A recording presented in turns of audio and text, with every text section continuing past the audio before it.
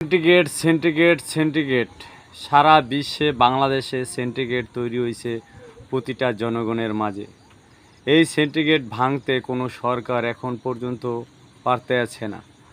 এই সেন্টিগ্রেডের দায়ী প্রতিটা জনগণ, কেউ বিশ্বাস করুক আর না করুক। আমি বলে গেলাম, প্রতিটা জনগণের ভিতরে সেন্টিগ্রেড ঢুকে গেছে।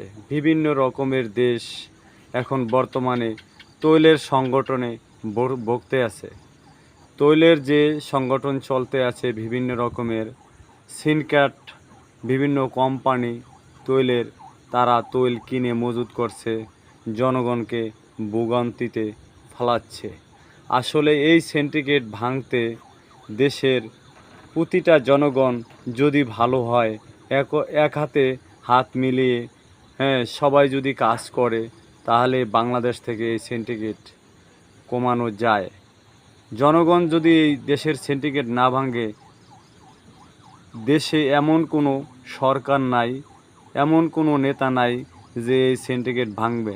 তুমি আর আমি ভালো হই, আরও 10 জনের ভালো হওয়ার চেষ্টা করি, সুযোগ দিই, তাহলে এই সিন্ডিকেট ভাঙলে আমাদের দেশের শান্তি ফিরে আসবে।